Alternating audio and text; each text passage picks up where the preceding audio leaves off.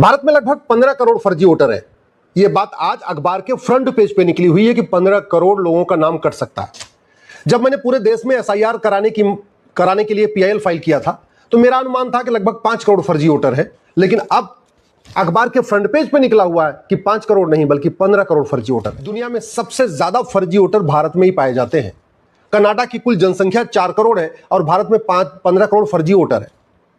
Australia की जनसंख्या मात्र 2 करोड़ है और भारत में 15 करोड़ फर्जी वोटर है। अमेरिका की कुल जनसंख्या 33 करोड़ है और भारत में 15 करोड़ फर्जी वोटर है। आप खुद कल्पना करिए कि भारत में कितना बड़ा खेल चल रहा है। और ये 15 करोड़ फर्जी वोटर क्यों है?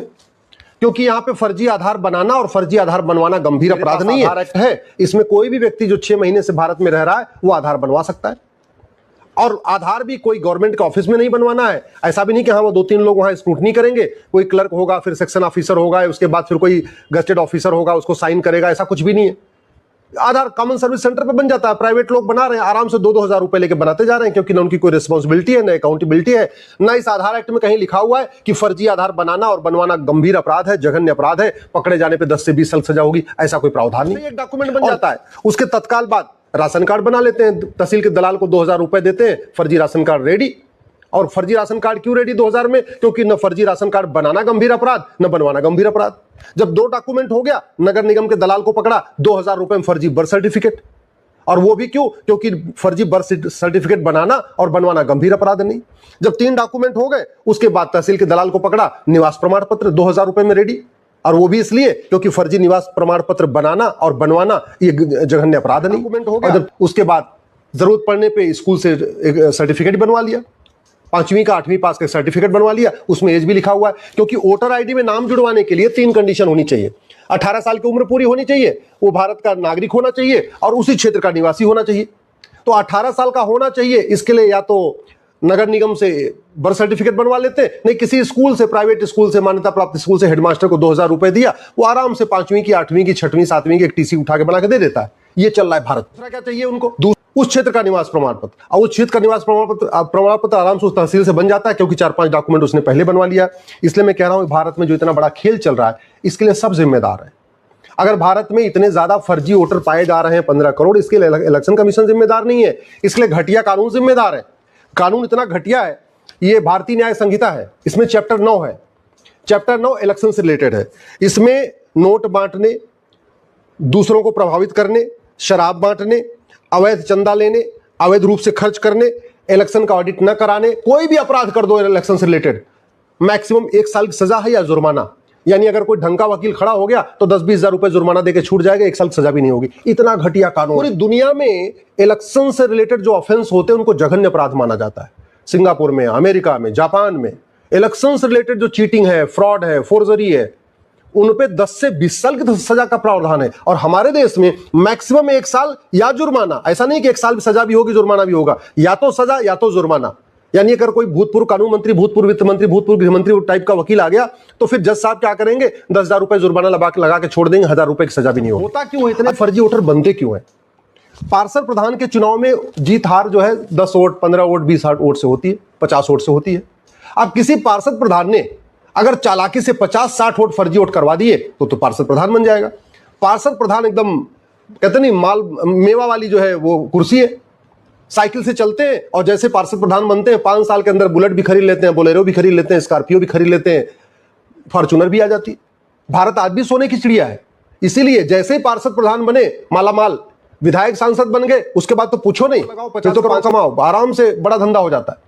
ये सब इसलिए चल रहा है क्योंकि भारत में भ्रष्टाचार जघन्य अपराध नहीं है, और वो ये कानून है प्रिवेंशन ऑफ करप्शन एक्ट। इतने बड़े बड़े भ्रष्टाचार हो गए। 70,000 करोड़ का कॉमनवेल्थ घोटाला, 1,76,000 करोड़ का 2G घोटाला, 1,86,000 करोड़ का कोयला घोटाला। खूब इन घोटालों के ऊपर तू में हुआ, आरोप प्रत्यारोप हुआ, नूरा कुश्ती हुई, बतौलेबाजी हुई, धरना हुआ, अनशन हुआ, अन्ना आंदोलन हुआ, लोकपाल बन गया, सब कुछ बन गया। लेकिन आज तक किसी भ्रष्टाचारी को न 100% उसकी संपत्ति जब्त हुई, न किसी भ्रष्टाचारी को आज तक फांसी हुई, न किसी भ्रष्टाचारी की आज तक नागरिकता खत्म हुई। क्यों? क्योंकि ये कानून हमारा ऐसा कुछ लिखा ही नहीं। कहता हूं देश को बदलना है तो सबसे पहले कानून बदलना पड़ेगा। देश को बदलना है तो सबसे पहले हमें इलेक्शन रिफॉर्म करना पड़ेगा। ये देखिए 1950 का ये रिप्रेजेंटेशन ऑफ पीपल एक्ट, जो वोटर लिस्ट बनती है इसी में बनती है। वोटर लिस्ट कैसे बनेगी, कैसे ये बनेगी, ये सब लिखा हुआ है। लेकिन अगर फर्जी किसी ने वोटर लिस्ट में अपना नाम जुड़वा लिया तो क्या होगा? कुछ नहीं होगा। जब फर्जी वोटर आईडी बनवाना, फर्जी वोटर आईडी बनाना जघन्य अपराध नहीं है, तो न बनाने वाले को खौफ न बनवाने वाले को खौफ, और पूरा खेल चलता जा रहा है। आप जरा सोचिए, पूरी दुनिया में आज ये खबर छपी होगी, जब पूरी दुनिया में ये खबर आज छपेगी कि भारत में 15 करोड़ फर्जी वोटर हैं, तो कितनी बेइज्जती होगी देश की, कितना मतलब पूरे देश में थू थू हो रही होगी कि भारत में कैसा डेमोक्रेसी है, कैसा लोकतंत्र है, जहां 15 करोड़ फर्जी वोटर है। दुनिया के कई देशों की जनसंख्या से ज्यादा, अरब की जनसंख्या 1 करोड़ 2 करोड़ है, दुबई की जनसंख्या तो 1 करोड़ भी नहीं है, फर्जी वोटर बैठे हुए हैं। मतलब सिंगापुर, ऑस्ट्रेलिया, कनाडा, ब्राजील, कई देशों को जोड़ दीजिए, उससे ज्यादा भारत में फर्जी वोटर हैं। इसलिए कह रहा हूं कानून बदलने की जरूरत पड़ेगी। अब समाधान क्या है? ये तो हो गई समस्या। समाधान ये है कि सबसे पहले बीएनएस में जो चैप्टर 9 है, ऑफेंस रिलेटिंग टू इलेक्शन, इसको बदला जाए। फर्जी डॉक्यूमेंट बनाने और बनवाने को जघन्य अपराध घोषित किया जाए। फर्जी आधार, फर्जी राशन कार्ड, फर्जी ड्राइविंग लाइसेंस, फर्जी बर्थ सर्टिफिकेट, फर्जी वोटर आईडी, फर्जी मार्कशीट, फर्जी ट्रांसफर टीसी, फर्जी कोई भी डॉक्यूमेंट बनाने और बनवाने को जघन्य अपराध घोषित किया जाए। दूसरा, भ्रष्टाचार को जघन्य अपराध घोषित किया जाए। अल्टीमेटली ये सारा फर्जीवाड़ा चल रहा है, कौन कर रहा है? नेता कर रहे हैं, पार्षद बनने के लिए, प्रधान बनने के लिए, सांसद बनने के लिए, विधायक बनने के लिए। फर्जी वोटरी नहीं बनवाते, बल्कि जाति का जहर घोलते हैं, भाषा का जहर घोलते हैं, क्षेत्र का जहर घोलते हैं, अलगाववाद फैलाते हैं, मजहबी उन्माद फैलाते हैं, सब कुछ करते हैं, दंगा भी करवाते हैं। क्यों? पार्षद बनने के लिए, प्रधान बनने के लिए, सांसद बनने के लिए, विधायक बनने के लिए। और वो इसलिए कर रहे हैं क्योंकि बहुत पैसा है, बहुत पैसा। राजनीति सबसे ज्यादा प्रॉफिटेबल धंधा है, मतलब शेयर मार्केट से भी ज्यादा पैसा पॉलिटिक्स में आज की डेट में। 5 करोड़ लगाओ, 50 करोड़ 5 साल में कमाओ, ये बहुत बेसिक सा फंडा है। मतलब नेट 45 करोड़ का बेनिफिट है। अगर आपने 5 करोड़ लगाया तो 50 करोड़ तो कमा ही लेंगे। ये धंधा चल ही रुकेगा जब ये भ्रष्टाचारियों की 100% प्रॉपर्टी जब्त करने, नागरिकता खत्म करने, आजीवन कारावास, फांसी देने के लिए कानून बनेगा। भ्रष्टाचार तभी खत्म होगा जब झूठ बोलना गंभीर अपराध होगा, झूठी गवाही देना गंभीर अपराध होगा, और झूठ पकड़ने के लिए नार्को पॉलीग्राफ ब्रेन मेकिंग कानून बनेगा। एक बात मैं आपको बता दूं, भ्रष्टाचार न तो लाइलाज समस्या है, भ्रष्टाचार न तो विश्वव्यापी समस्या है। जितना भ्रष्टाचार भारत में है, इतना सिंगापुर में नहीं है, जापान में नहीं है, चीन में नहीं है, अमेरिका में नहीं है, न्यूजीलैंड में नहीं है, दुनिया के बहुत देशों में यहां भ्रष्टाचार है। जबकि हम कहते हैं राम का देश है, कृष्ण का देश है, महावीर का देश है, बुद्ध का देश है, गांधी जी का देश है, छत्रपति शिवाजी महाराज का देश है, गुरु गोविंद सिंह जी का देश, सारे बड़े महापुरुष, सब देवी देवता, सब ने यही जन्म लिया। इसके बाद भी इतना भ्रष्टाचार है। क्यों? क्योंकि हमारा नियम कानून घटिया है।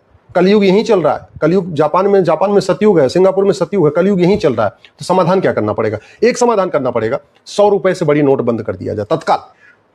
मैं गारंटी के साथ कहता हूं, 100 रुपए से बड़ी नोट बंद करते ही 25% भ्रष्टाचार खत्म हो जाएगा। यानी इस टाइप का जो फर्जीवाड़ा होता है ना, सारे फर्जी डॉक्यूमेंट बनते हैं, ये भी 25% बंद हो जाएगा। रुपए से महंगे सामान का कैश लेन देन बंद कर दिया जाए, 25% भ्रष्टाचार और खत्म हो जाएगा। यानी 2 काम करते ही, 100 रुपए से बड़ी नोट बंद करते ही, 5,000 रुपए से महंगे सामान का कैश लेन देन बंद करते ही 50% भ्रष्टाचार खत्म हो जाएगा। 50,000 रुपए से महंगी संपत्ति को आधार से लिंक कर दिया जाए, 25% भ्रष्टाचार और खत्म हो जाएगा। यानी टोटल 75% भ्रष्टाचार खत्म हो जाएगा।